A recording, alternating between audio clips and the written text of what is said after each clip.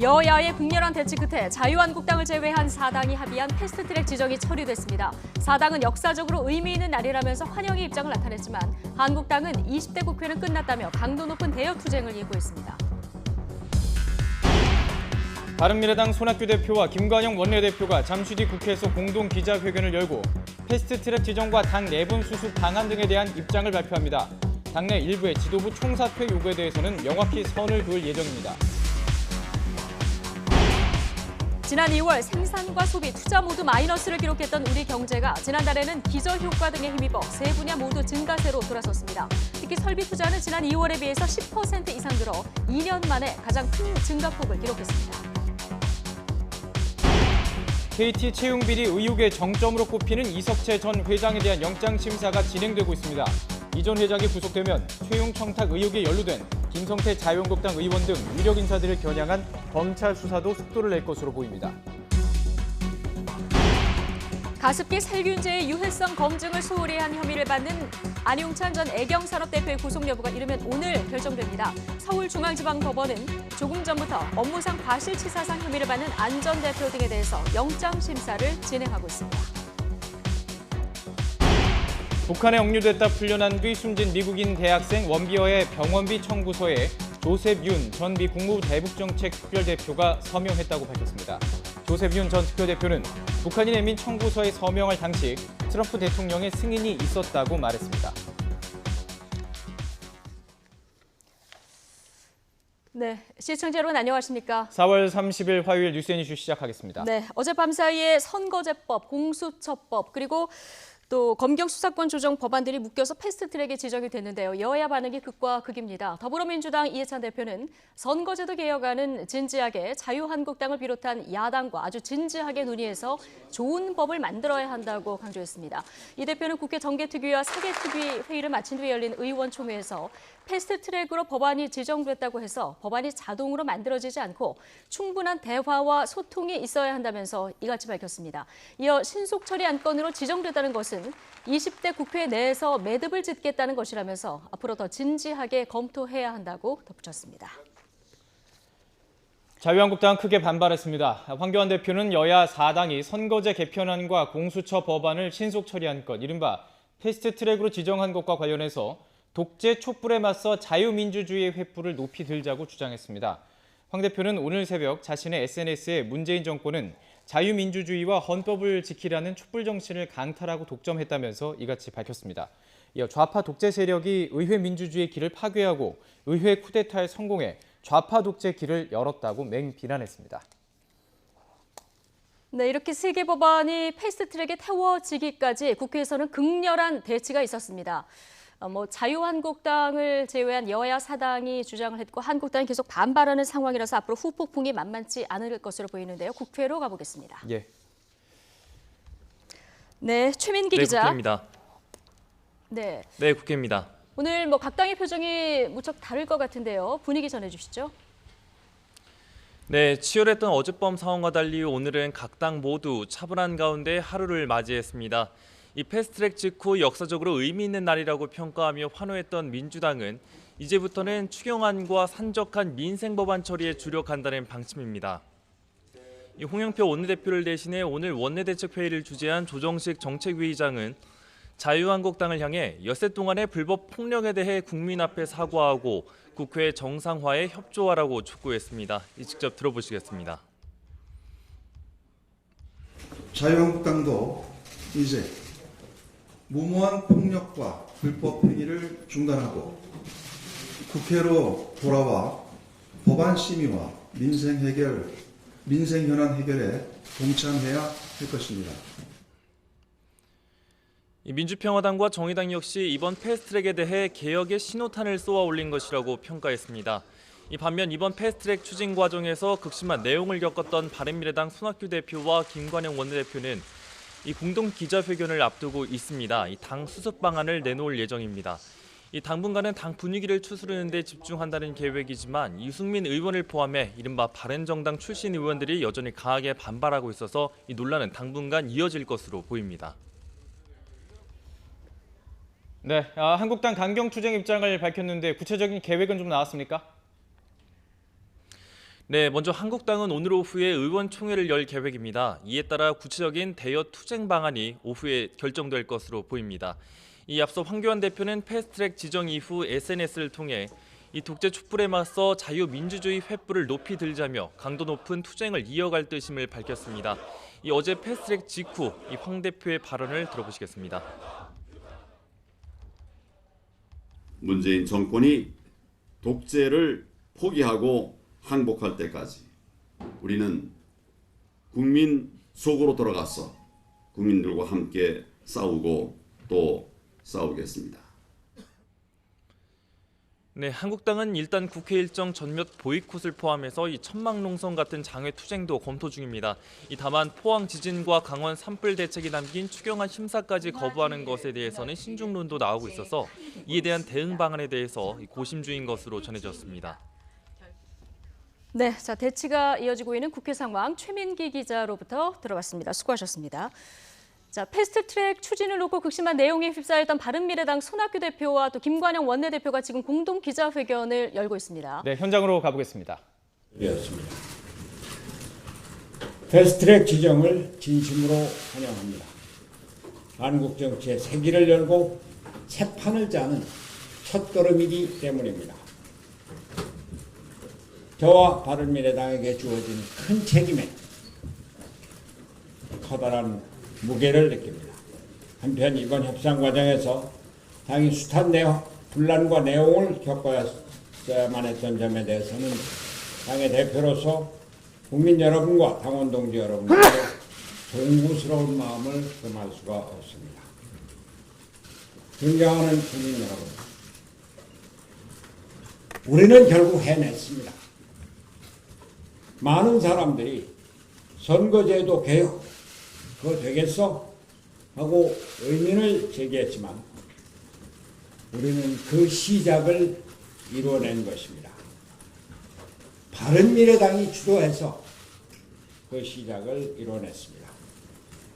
정치를 바꾸어서 국민이 함께 잘 사는 나라를 만들겠다는 의지가 그 시작을 보인 것입니다. 한국 정치의 새 판을 짜겠다는 우리의 뜻이 움직인 것입니다. 저는 강진에서 만덕산을 내려오면서 7공화국 건설을 외쳤고 당대표 선거에 나서면서 제왕적 대통령제를 폐지하기 위한 연동형 비례대표제를 채택하겠다고 공약했습니다. 당대표에 취임하면서 거대 양당의 괴물을 물리치겠다고 약속했습니다. 이를 위해서 단식도 했습니다.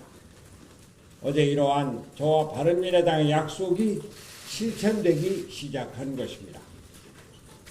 물론 아쉬움이 많습니다. 연동형 비례대표제는 축소, 기형화되었고 처리 과정에서 패스트트랙으로 지정되는 등 논란이 많았습니다. 그러나 민주주의는 타협과 그에 따른 합의를 기본으로 하고 있기 때문에 부족한 점을 수용할 수밖에 없었습니다.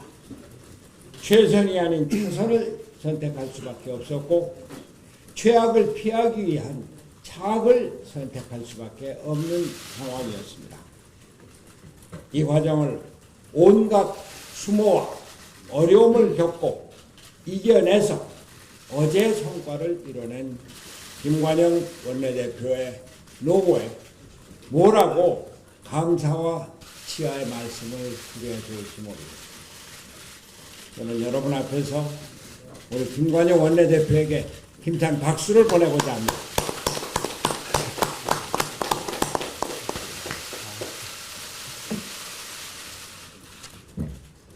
이 자리에 함께 계신 김동철 의원님, 또 김성식 의원님, 선거제도 개혁을 위한 정개특위위원으로 모든 어려움을 겪어내고 어제 성과를 이뤄냈습니다. 또 사고의 문제로 많은 마음의 어려움을 겪으신 오신환 의원 그리고 권은희 의원님들의 노고에 대해서도 깊은 감사의 말씀을 드리고 마음의 상처를 입게 된 데 대해서 당의 대표로서 위로의 말씀을 드립니다. 그 어려움 속에서 사보임을 맡아주신 최일배 의원과 임재훈 의원의 마지막 노고에 대해서도 깊이 감사를 드립니다.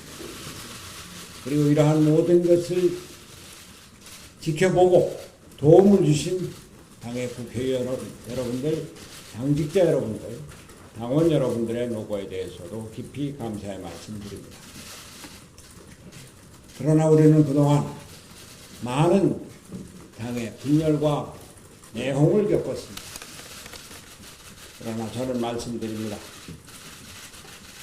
비언제 땅이 더 굳어진다고 이제 당은 단합해서 우리 정치의 새 판을 짜고 한국 정치의 구도를 바꿔나가는데 앞장서야 할 것입니다. 총선을 앞두고 많은 어려움과 불안이 있습니다만 그러나 우리 바른미래당의 길, 중도의 길은 넓게 열려 있습니다. 문재인 정부의 실정, 경제 실패, 안보 불안, 인사 실패, 숱한 부정부패 이러한 것들은 이제 총선을 문재인 정부와 더불어민주당에 대한 심판으로 열어갈 것입니다. 다른 한편 자유한국당은 수구 보수로서 네, 이 패스트트랙이 지정되기까지 바른미래당의 이런저런 역할이 있었는데 여기에 대한 바른미래당의 평가가 일단 있었습니다.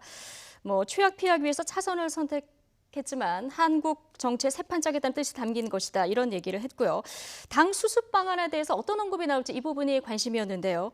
일단 김관영 원내대표 노고를 치하하고 그리고 사임이 됐었던 오신환 권은희 의원에게 유감의 뜻을 위로의 말씀을 드린다 이런 얘기를 했습니다. 그런데 바른미래당 의원들은 여전히 지금 지도부의 사퇴를 요구하고 있는 상황이라서 조금 전에 손학규 대표가 얘기한 대로 비운 데 땅이 굳을지 이건 조금 더 지켜봐야 되는 상황인 것 같습니다. 자세한 소식은 저희가 정리해서 이어지는 뉴스에서 또 전해드리도록 하겠습니다. 다음 소식입니다. 지난달 산업활동의 주요 지표가 모처럼 전달보다 반등했습니다. 하지만 경기가 전반적으로 개선된다고 보기에는 어렵다는 해석입니다. 취재기자 연결하겠습니다. 김평정 기자. 네, 경제부입니다.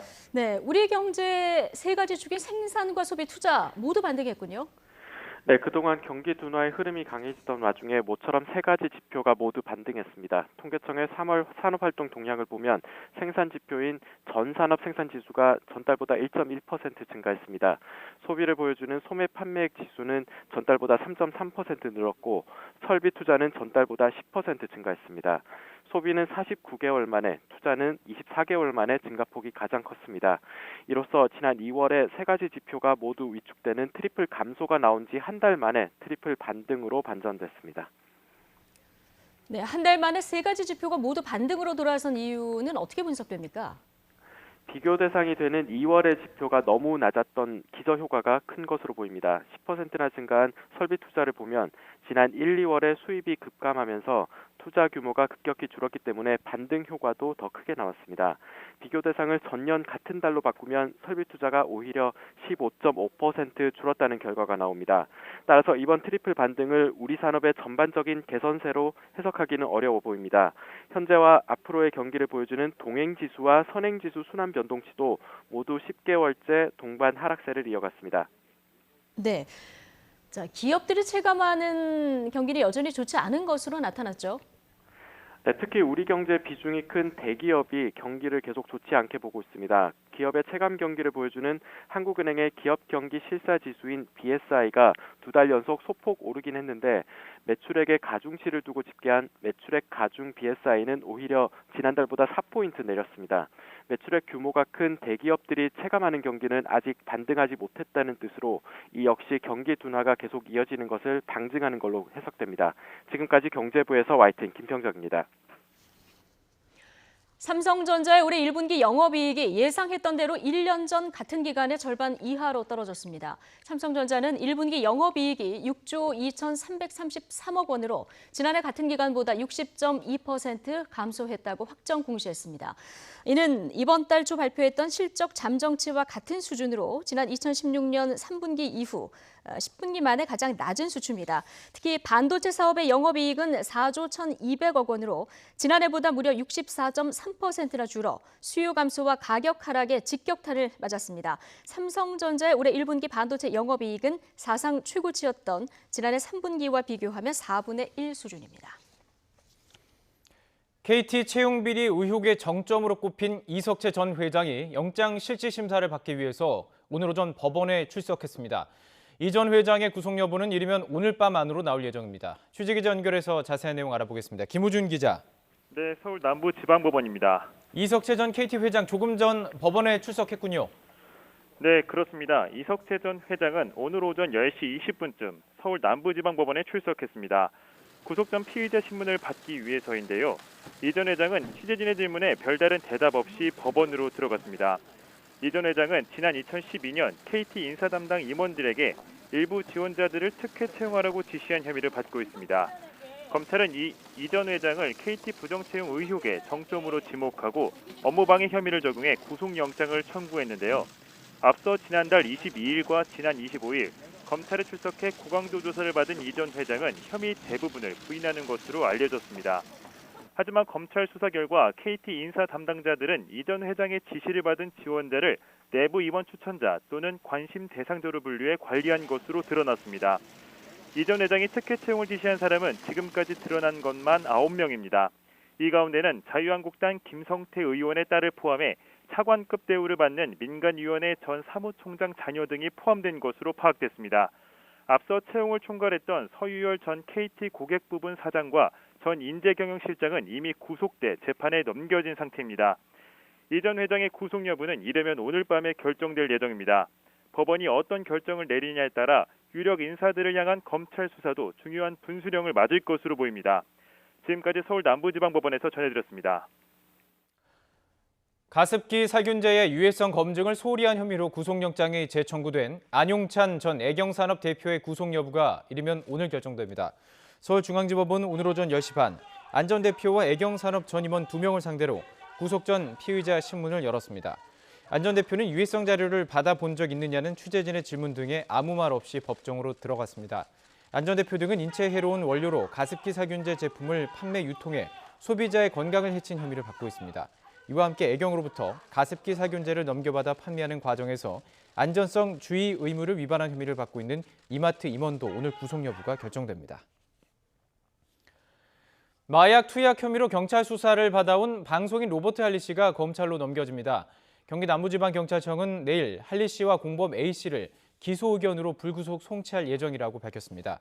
할리 씨는 지난달 인터넷을 통해서 필로폰을 산 뒤 A 씨와 함께 투약한 혐의도 받고 있습니다. 경찰 조사에서 할리 씨는 2차례, A 씨는 1차례 투약 사실을 인정했습니다. 의붓 아버지에게 살해당한 여중생 친어머니가 범행에 가담한 혐의로 긴급 체포됐습니다. 광주 동부경찰서는 지난 27일 살해당한 13살 A양의 어머니 39살 B씨를 오늘 오전 9시 20분쯤 긴급 체포했습니다. 경찰은 의붓 아버지 31살 김모 씨가 딸을 살해할 당시 어머니 B씨가 관여한 것으로 보고 있습니다. 경찰은 친어머니를 조사해서 정확한 범행 동기와 경위를 캐고 있습니다. 사상 초유의 통신 대란을 불러왔던 KT 아현지사 화재 사건에 대한 경찰의 수사 결과가 나왔습니다. 관리 시스템에 미비한 점은 있었지만 직접적인 화재 원인은 찾을 수 없었다는 내용인데요. 취재기자 연결해서 자세한 내용 들어보겠습니다. 이경구 기자. 네, 사회부입니다. 예, 관계 당국의 장기간 조사가 이루어졌었는데 정확한 원인을 찾지 못하고 수사를 끝낸 건 왜 그렇습니까? 네, 지난해 11월 KT 아현지사에서 난 화재 사고 기억하실 겁니다. 광케이블 묶음과 유무선 케이블 16만 8천 회선이 있는 지하 1층 및 통신구에서 불이 난 건데 이 불로 KT 측 주산 470억 원에 가까운 피해가 났고 여파로 서울 서대문구와 마포 등 5개 구와 경기 고양시 등에서 통신 마비가 발생했습니다. 며칠간 복구 작업이 이어지면서 카드 결제가 되지 않아서 주변 상인들의 피해가 잇따랐고 현금 인출기와 인터넷 뱅킹 사용에도 차질이 빚어졌습니다. 이 화재 이후 수사를 벌여온 경찰이 5개월간의 조사 내용을 발표했습니다. 결론부터 말씀드리면 원인 불명입니다.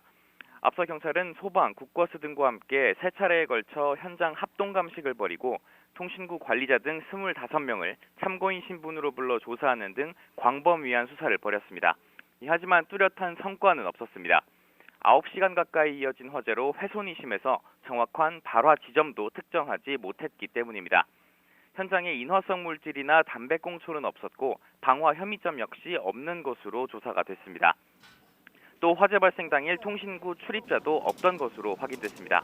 결국 과학적으로 검증 가능한 화재 원인을 밝힐 수 없어 경찰은 수사를 종결하기로 했습니다. 입건된 사람 역시 없는 것으로 파악이 됐습니다. 다만 경찰은 몇 가지 문제점을 발견했는데요. 우선 통신구 길이가 짧아서 특별 소방 점검 대상에 포함되지가 않았고 전기나 가스건 없이 통신선만 있어 공동구에 포함되지 않아 안전점검 대상에서도 빠진 것으로 파악됐습니다. 또 지난 2015년 방송통신발전법상 행정관청의 관리를 받아야 할 C등급 시설이 됐지만 사고가 날 때까지 D등급 시설로 자체 관리하다 뒤늦게 등급을 상향한 것으로 드러났습니다. 이에 대해 경찰은 일단 시정 조치가 완료돼 처벌은 어려운 상황이라고 설명했습니다. 경찰은 KT 측에 통신구안 스프링클러와 CCTV 설치 등 재난 대비 시설을 보완하도록 건의하기로 했습니다. 지금까지 사회부에서 전해드렸습니다. 지난 1989년 왕위에 오른 아키히토 1왕이 오늘 퇴위식을 갖고 물러납니다. 그동안 일본이 일으킨 전쟁에 대해서 반성과 사죄의 뜻을 여러 차례 밝힌 터라 퇴위 전 마지막으로 어떤 말을 할지 주목됩니다. 도쿄 특파원 연결해서 자세히 들어보겠습니다. 황보현 특파원. 네, 도쿄입니다. 네, 일본 국가 통합의 상징적인 인물인데요. 자, 일단 오늘 퇴위식은 어떻게 치러집니까? 네, 크게 보면은 오전, 오후로 나뉘어서 두 개의 퇴위 행사가 열립니다. 오전에는 왕실 내부 행사, 오후에는 국민에게 퇴위를 알리는 정부 공식 행사가 치러집니다. 오전 행사는 10시에 시작돼 방금 전 마무리됐습니다. 일왕이 거주하는 국 내부 신전에서 아키히토 일왕이 조상들에게 자신의 퇴위를 보고하는 의식을 치렀습니다. 이 자리에는 내일부터 왕위를 계승하는 나루히토 왕세자도 참석했습니다. 오후 5시부터는 궁에서 정부가 주관하는 퇴위식이 열립니다. 이 자리에는 왕실 가족들은 물론 아베 총리를 비롯한 정부 강요들과 지방자치단체 대표 등 300여 명이 참석할 예정입니다. 우선 아베 총리가 국민 대표로 감사의 뜻을 전한 뒤 아키히토 일왕이 그간의 소감을 발표할 예정입니다. 아키히토 일왕은 과거 일본이 일으킨 전쟁에 대해서 여러 차례 반성의 뜻을 밝혀왔기 때문에 역사인식에서는 아베 총리와는 결이 다르다는 평가가 많습니다. 그런 만큼 아키히토 일왕의 퇴위 전 마지막 발언에 관심이 쏠리고 있습니다. 이 마지막 발언에 과거사에 대한 반성이 또 나올지 좀 주목해서 보도록 하고요. 자, 그런데 생전에 이렇게 왕위를 물려주는 게 일본에서도 흔한 일은 아니죠? 그렇습니다. 보통은 왕이 사망한 후에 후계자가 왕위에 즉위하는 게 관례입니다. 이번에 퇴위하는 아키히토 일왕 역시 아버지인 히로히토 전 일왕이 사망한 뒤 1989년 1월 왕위를 이어받았습니다. 그런데 아키히토 일왕은 2016년 8월에 몸이 많이 쇠약해져서 국가 상징의 임무를 다하는 것이 어렵게 될 것 같다면서 영상 메시지를 통해 갑자기 생전 퇴위 의사를 밝혀 일본 열도를 놀라게 했습니다. 전후 일본의 헌법이 만들어지고 처음 있는 일이라서 생전 퇴위에 관련된 특별법을 제정하는 과정을 거쳐서 오늘 퇴위에 이르게 된 겁니다. 과거까지 따져보면 생존한 일왕이 왕위를 물려주는 것은 1817년 아들에게 양위한 고카쿠 일왕 이래 202년 만입니다. 오늘 퇴위식으로 1989년 아키히토 일왕 즉위와 함께 시작된 연호 헤이세이는 31년을 끝으로 역사 속으로 사라집니다. 다음 왕위는 큰아들인 나루히토 왕세자가 있게 됩니다. 일본 정부는 이미 지난 1일 새 연호 레이와를 발표해 새 일왕 시대의 개막을 예고했습니다. 나루히토 왕세자가 왕위에 오르는 즉위식은 내일 오전에 열립니다. 지금까지 도쿄에서 전해드렸습니다. 마이크 폼페이오 미 국무장관은 3차 북미 정상회담을 열려면 여건이 조성돼야 한다면서 제재가 북한을 비핵화로 이끌 것이라는 소신을 나타냈습니다. 북중러 밀착이 가속화하는 가운데 대북 제재와 압박을 위한 공조를 강조한 것입니다. 워싱턴에서 김희준 특파원의 보도입니다.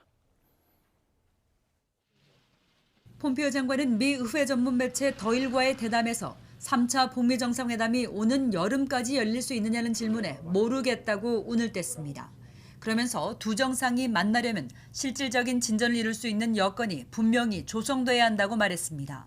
이어 경제적 압박을 계속하면 북한을 비핵화할 기회를 얻게 될 것으로 확신한다고 강조했습니다. 북한이 실질적 비핵화 조치에 나설 수 있어야 3차 정상회담이 가능하고 이를 위해 제재를 유지할 것임을 분명히 하면서 북한에 공을 넘긴 겁니다. 폼페이오 장관은 또 한국, 일본 등 동맹과 협력해 국제 제재 공조를 다지기 위해 러시아, 중국과도 접촉했다고 설명했습니다. 최근 북러와 중러 정상회담 등 북중러 연대 강화로 인한 대북 제재 공조 약화를 경계하며 중국과 러시아를 다잡으려는 의도로 풀이됩니다. 볼턴 백악관 국가안보보좌관의 전날 발언들과도 궤를 같이 합니다. 앞서 볼턴 보좌관은 트럼프 대통령이 3차 북미 정상회담에 준비가 돼 있다면서도 올바른 시점을 거론했고 러시아가 제안한 육자회담은 사실상 거부하며 중러 양국의 대북 제재 이행을 촉구한 바 있습니다.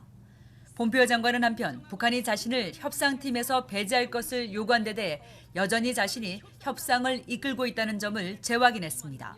미국은 북핵 문제에서의 지분을 강조하는 중국과 러시아 역할을 제재 공조에만 한정하면서 북한의 결단을 촉구하고 있습니다. 북한이 얼마나 호응할지는 미지수여서 비핵화 협상 교착 국면은 당분간 계속될 전망입니다. 워싱턴에서 YTN 김유진입니다. 북한이 2년 전 미 대학생 오토 원비어군을 풀어주면서 치료비 명목으로 200만 달러를 요구했고 미국 관리가 서약서에 서명까지 했다고 워싱턴 포스트가 보도해서 미국이 시끌시끌했는데요. 당시 평양에 들어가서 원비어를 데리고 나온 조셉 윤 전 대북정책 특별대표가 자신이 서명을 했다고 시인하면서 트럼프 대통령의 승인이 있었던 것 같다고 말해서 논란이 확산할 것으로 보입니다. 박희천 기자의 보도입니다. 북한에 억류된 지 17개월 만인 지난 2017년 6월 혼수 상태로 풀려난 미국 대학생 오토 원비어군. 얼마 전 워싱턴 포스트는 원비어 석방 당시 북한이 치료비 명목으로 200만 달러를 요구했다고 보도했습니다. 트럼프 대통령의 지시로 청구서에 서명까지 했다는 것인데 이게 사실로 드러났습니다. 당시 평양에 들어가 원비어를 데리고 나온 조셉 윤 전 대북정책 특별 대표는 CNN과의 인터뷰에서 북한이 200만 달러를 요구했고 북한이 내민 청구서에 자신이 서명했다고 밝혔습니다. 윤 전 특별 대표는 상관이었던 틸러슨 당시 국무장관에게 보고했으며 틸러슨 장관은 자신에게 좋다면서 서명하라고 지시했다고 말했습니다. 또 틸러슨 전 장관이 트럼프 대통령의 승인을 받았을 거라고 보느냐는 질문에 자신이 알기로는 그렇다고 답했습니다. 그러면서 서명은 미국 정부가 다른 정부에 약속한 것이기 때문에 200만 달러를 북한에 지급해야 한다고 말했습니다. 미국 정부는 인질 석방 과정에서 돈을 지급하지 않는다는 기본 원칙을 갖고 있습니다. 때문에 실제 돈을 건네지 않았다 하더라도 청구서에 서명한 것만으로도 이런 원칙에 위배되기 때문에 논란은 계속될 것으로 예상됩니다. 또 향후 북미 협상 과정에서 이 문제가 다시 거론될 경우 미 정부에 부담으로 작용할 것으로 보입니다. YTN 박희천입니다. 북한 선전 매체가 남측의 실천적 행동으로 진심을 보여줘야 한다고 거듭 요구했습니다. 대외 선전 매체 메아리는 지금도 남북선언 이행에 활로를 열어가려는 결심과 의지에는 변함이 없다며 이렇게 밝혔습니다. 그러면서 남북관계는 일방의 노력만으로는 개선될 수 없으며 남과 북이 공동으로 노력해야 성과를 기대할 수 있다고 강조했습니다. 이 같은 주장은 실천적 행동으로 그 진심을 보여줘야 한다고 촉구한 김정은 국무위원장의 최고인민회의 시정연설 내용을 되풀이한 것으로 북한은 최근 한미연합훈련을 비난해왔습니다.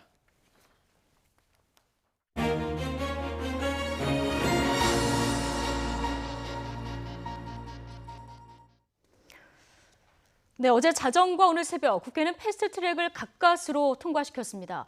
그런데 이 과정에서 발생한 68명이나 되는 고소고발건이 또 다른 쟁점이 되고 있습니다. 검찰은 어제 이 고소고발건을 서울중앙지검 공안부에 배당하고 수사에 착수했는데요. 수사 결과에 따라서는 내년 총선에 영향을 줄 수도 있는 이런 상황입니다. 검사 출신 이중재 변호사 연결해서 법적인 쟁점 좀 따져보겠습니다. 자, 이 변호사님 나와 계시죠? 예, 이중재 변호사입니다. 예. 지금 상호 고소 고발을 당한 의원이 68명 정도, 그러니까 전체 의원 한 5분의 1 정도가 되는 상황인데요. 지금 각 당이 고발한 혐의나 이유도 제각각인데 이 쟁점부터 좀 정리를 해볼까요? 예, 그렇습니다. 지금 아주 참담한 상황인데요. 예. 민주당에서는 지금 자유한국당 의원 29명을 지금 현재 고발한 상태고요. 예. 정의당에서 이제 40명을 고발을 했는데 중복된 인원을 빼면은 민주당과 정의당에서 총 자유한국당 의원 또 보좌관 등을 한 50명을 지금 고발을 했고요. 네, 지금 한국당 의원들은 그러니까 50명이 지금 고발이 된 상황이고요. 그렇습니다. 예. 한국당 의원과 이제 보좌관 다 포함된 숫자죠. 네. 그리고 이제 자유한국당에서는 또 여기에 대해서 더불어민주당 의원 그리고 정의당 의원 또 바른미래당 의원 해가지고 총 18명을 지금 고발을 해놓은 상태입니다. 그래서 네. 총 전체 합치면은 지금 말씀하신 대로 68명의 지금 의원 등이 지금 고발을 된 상태입니다. 그리고 예. 기본적으로 이제 민주당과 정의당에서는 자유한국당 의원들이 정당한 회의 진행을 하려고 하는데 회의장을 점거하는 등의 방법으로 회의를 방해했다. 이거는 소위 말하는 국회 선진화법 위반이다. 예. 이런 혐의로 고발을 했고요.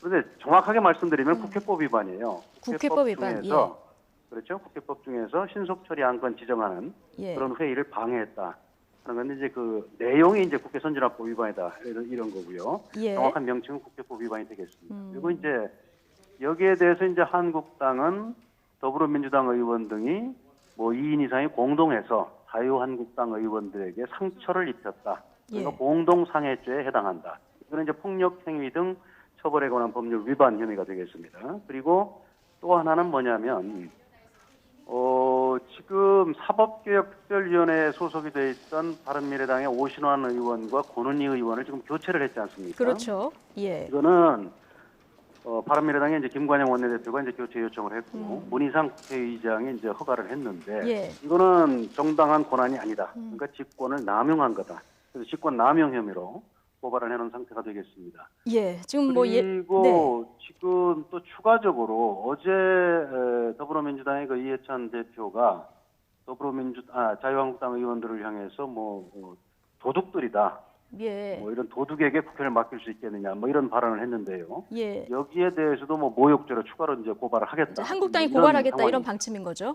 그렇습니다. 예, 지금 뭐 68명 맞고발이 이루어졌습니다만 앞으로 더 늘어날 수도 있는 이런 상황인데, 자 이게 실제로 법적으로 문제가 되는지 좀 하나씩 짚어보죠. 일단 동물국회 막고자 만든 게 이제 국회 선진화법인데 한국당 의원들의 회의실 점거, 자 국회 선진화법 위반 회의 그 회의 방해죄 기준에 부합하는지 이게 지금 폭력에 대한 해석이 여야 의원들 간에 서로 다르게 나오고 있거든요. 어떻게 보십니까?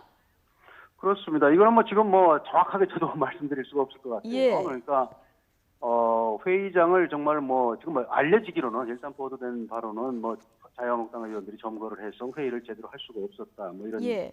이야기인데 이건 뭐 검찰에서 수사 과정을 통해서 그 정도가 얼마였는지 이런 예. 부분을 따져봐야 될 거고요. 그리고 뭐 이 과연 상황은 저희가 이제 방송을 통해서 여러 차례 많이 보도가 됐기 때문에요. 그렇습니다. 예. 그래서 일흥 뭐 방해를 한 걸로 뭐 보이기는 하는데 네. 법률적으로 따지기 위해서는 정확하게 이제 법률 적용을 하기 위해서는 이제 예. 증거 자료를 수집을 해야 되니까요. 예. 그러니까 일단 고발하는 측에서 주장하는 체증 자료가 있으면은 그걸 검찰에 제출할 거고요. 검찰 이걸 살펴보고 또 이걸로 충분할 경우에는 뭐 그대로 결정을 하면 되겠습니다만은 충분할 경우에는 뭐 과연 뭐 국회에도 뭐 CCTV 같은 게 설치되어 있다면 예. 임의 제출을 받든가 아니면 예. 뭐 압수수색을 통해서 그런 추가 자료를 수집을 해서 검찰에서 최종 판단을 할 걸로 보입니다. 예. 어제 이해찬 대표가 직접 사진 동영상 체증했다 뭐 이런 얘기도 하던데 이런 체증 자료들을 먼저 보고 뭐 필요하면 CCTV를 임의 제출받아서 수사도 할 수 있고 뭐 이런 상황이라는 말씀이신데요. 그렇습니다. 예. 그리고 또 하나 이제 국회 사무처 직원하고 팩스를 왜 받았나 이 실랑이를 벌였던 한국당 이은재 의원 모습도 이제 국민 여러분이 화면을 통해서 보셨는데 이게 국회 선진화법 위반뿐 아니라 공용 서류 무효죄 혐의로 특정이 됐어요. 이거는 어떤 그 혐의인 거고 또 처벌 가능성이 있습니까 실제로? 지금 알려지기로는 예. 관련 국회 선진화법에 의해서 패스트트랙에 태울 그 법안을 팩스로 이제 보냈다고 하는데 네. 이거를 자유한국당의 이은재 의원이 팩스 들어온 그 서류를 가지고 서류를 뺏었다. 네. 그리고 이거를 뭐 손상을 시켰다. 뭐 이런 혐의로 지금 보여요. 그래서 이런 혐의가 만약에 사실이라면 우선 국회법 166조 2항에 예. 단체나 다중의 위력을 보여서 이런 공용 서류를 손상을 시켰다면은 예. 7년 이하의 징역이나 2천만 원 이하의 벌금에 처할 수가 있어요. 그런데 예. 이게 만약에 단체나 다중의 위력을 보인 게 아니고 이은재 의원의 단독 행위라면 네. 또 형법 141조에 공용서류 무효죄라는 게 있습니다. 예. 이건 공무소에서 사용하는 서류를 갖다가 손상시키는 경우예요. 그래서 여기에 해당될 가능성도 있습니다. 다만 이 서류를 정말 뭐 이은재 의원이 일시적으로 뺏어서 그냥 한번 보고 다시 네. 돌려준 건지 예. 아니면은 서류를 정말 뭐 뿌기고 찢고 해서 정말 손상의 정도까지 이루어졌는지 예.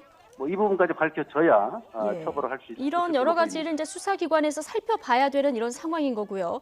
지금 그렇습니다. 뭐 민주당 의원들도 고발 여기는 마찬가지인데 한국당에서는 의원과 사무실 문을 열기 위해서 이제 망치하고 쇠질했대 이른바 이제 빠루가 등장하지 않았습니까? 여기에 대해서 공동 상해죄를 묻고 있는데 자 이게 위법한 것인가 이 부분에 대해서는 어떻게 보십니까?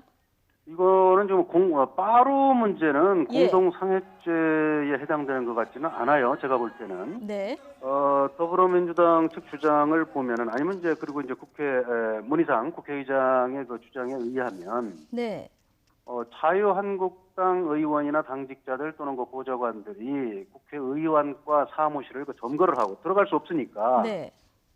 경호권을 발동해서 국회 경호처 직원들이 도저히 뭐 문을 열 수 있는 방법이 없으니까 문 예. 틈을 좀 조금이라도 이렇게 벌리기 위해서는 빠루를 사용할 수밖에 없었다. 아. 그렇기 때문에 예. 이거는 뭐 국회 경호처 직원이 그렇게 경호권 발동에 의해서 임무를 수행한 거라면은 네. 공용 물건 손상이 될 수가 없죠. 아 그렇군요. 그러면 이거를 의원이 했느냐 경호처 직원이 했느냐에 따라서 법적 판단도 달라지겠네요. 아닙니다. 누가 그렇진 했든지 간에 예. 지금 그런 상황에서 정말 뭐 의원과 사무실 문을 열기 위해서 한 거라면은 예. 공용 물건 손상으로 볼 수는 없을 것 같고요. 아. 다만 여기서 공동 상해죄 얘기가 뭐 정확하게 왜 나오는지는 저도 잘 모르겠습니다만은 네. 빠루를 사용해서 이 과정에서 자유한국당 의원들을 뭐 몸에 신체에 봐가지고 자유한국당 의원들이 상처를 입었다든가 예. 그렇다면은 뭐 공동 상해죄가 되는 거 아니냐 아. 뭐 이런 주장으로 보입니다.